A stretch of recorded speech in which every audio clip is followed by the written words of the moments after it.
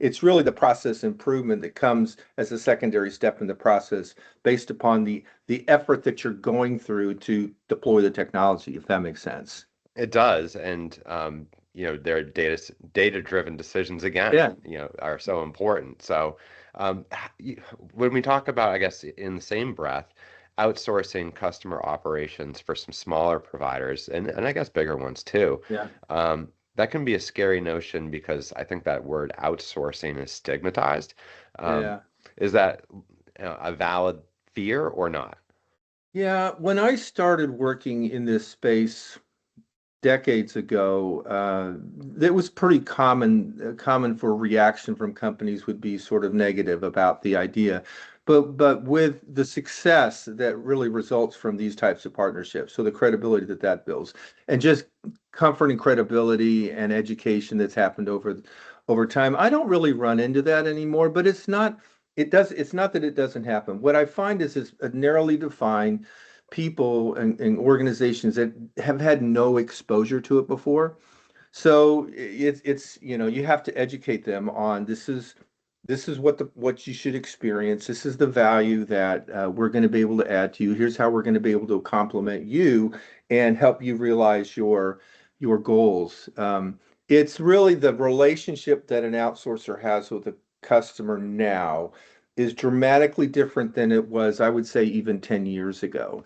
Now, the good providers, the ones that are truly going to partner with you, bring to the table a set of capabilities that fundamentally can help change the customer experience and your business results versus just we have some people that Hmm. we can have do work for you. That's not what, there's some of those out there, but that's not the right way to think about the healthy partnership that you want to have. And at that point, it can be quite dramatic in terms of results for a business. Yeah, creativity, ingenuity, Yeah. it's all important and it's Yep. never stopped being important, even as we advance technologically. It never does. It never does. John, I guess let's kind of end on, well, I want to end on a note that's more kind of prophetic, we'll say. Yeah. How are companies using AI and the technologies available right, and how are they using it wrong Yeah. today? Yeah. So I'll start with how I think organizations are using it wrong, and then I'll end on how I think organizations should use it correctly. Um, where we see organizations using it wrong, and this was manifested in an article that MIT published last year, where they stated that 95% of AI implementations generate no return on investment. Okay, Wow. just think about that data point. Okay, and it's, was Wow. the tool selected good or not? I don't know, but the tools are generally okay. That's not the problem. The problem is how you implement the tool and how you think about the steps that you need to go through over time, the data that you need to have, how you bring data out of the system so that as AI is happening in the beginning and then analyze it and then bring it back into how you make things better. So it's an ability. Well, it starts with, I would argue, it starts with a culture that believes that that's the way that tools should be developed and improved over time. So you have to have that sort of culture, from the CEO on down. But then you have to have the tools and the processes in place to be able to manifest that. So if you just go like, if I run to Home Depot and I grab a tool and I go home and I start whacking at something and I don't know what I'm doing, I'm probably not gonna, it's not the tool's fault.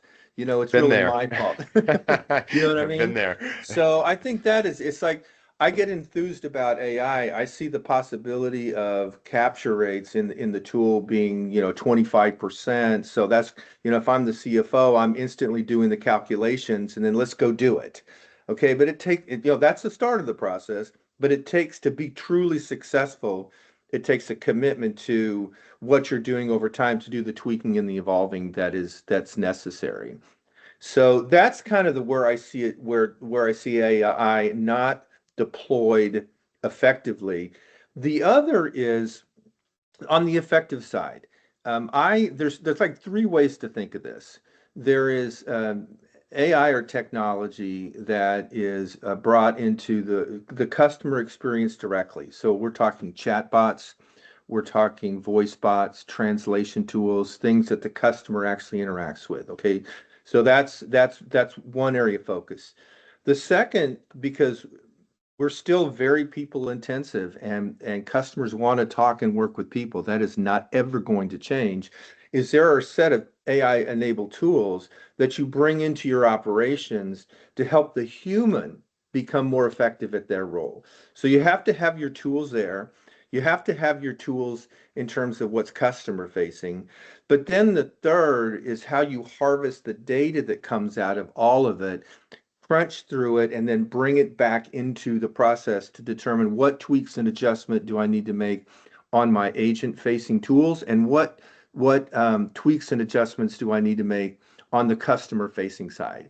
And then you stay committed to that. And this is day over day is not exactly what it is, but it sort of captures the spirit of it.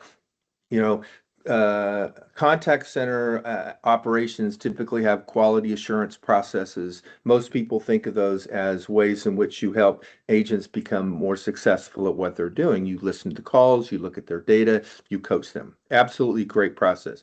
Well, you need to QA your AI too. You Hmm. know, you need to look at the data that comes out of it. You need to see what tweaks you need to make.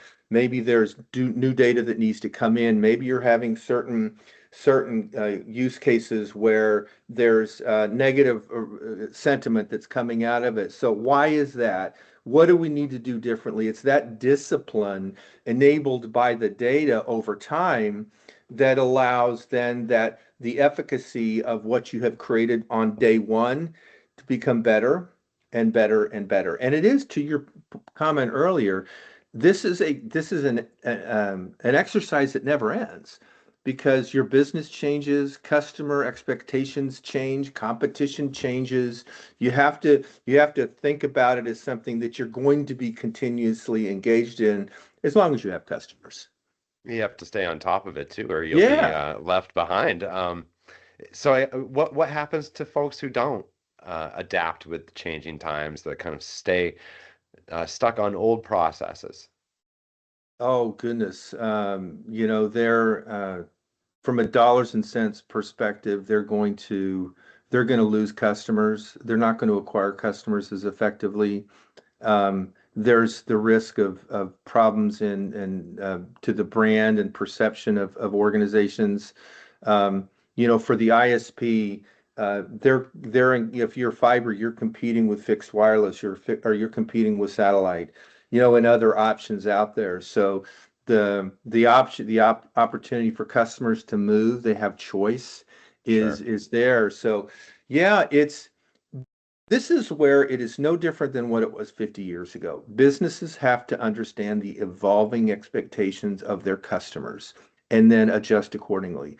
And there's no question, if for no other reason than the generation of my kids and of my grandkids and what they're going to be expecting in terms of, if I'm going to go purchase broadband access and I want to interact with my broadband company, I want to upgrade my speed, I want to have a question of my bill, what their expectation is and how that gets satisfied through the people and the technology that's brought to bear, you have to be in line with it. So it's not about, oh, do I want to do technology or not? It's not really that. It's really about, what do my customers want and what is it that I need to then provide to them so I continue to grow and have a healthy business, which is going to happen as a result of those customers staying with me and growing with me over time. Well, there's never a good time to stop being relevant, and it was No. it was bad 50 years Well, ago, and it's bad now. yeah, when I started my career, I was at a telecom company and we provided long distance service. Okay. Copper wireline long distance service, Sure. and that was only 20, 30 years ago. It's a non-existent business now. Amazing, isn't Okay. it? And if the telecom companies hadn't evolved towards wireless and gone where the market was going, where the technology was allowing the market to go and the expectations from customers that were lining up with that, then they go away. They're irrelevant. So super, super important. Yeah. Well, John, thank you so much for your time today. I Yeah. really appreciated the conversation. Yeah, great to talk to you, Brad. And I great love the work that you guys do. This is such a, I have a, it's near and dear to my heart, organizations and companies that are helping people that are in parts of the United States, or rather in the world for that matter, that don't have access to really what you and I consider basic stuff, like Yeah. access to the internet. So it's life changing, Well, and for what they're information is doing. power. Oh Information is my power gosh. too. Yeah. Yep. Well, and to hear what folks like yourself are doing, I think that's very helpful Yep. for people. So, John, I didn't mean to cut you off there. If you have final thoughts, please. No, no, no, nothing else to say. Great to talk with you today, Brad. Appreciate working with you and helping this cause, if you will, that you and the rest of your team are focusing in on. All right, Jon Carlson, thank you so much for your time, and you're welcome back on Beyond the Cable anytime in the Excellent. future. Thanks, Brad. Take care. Have a good rest of your day. All right.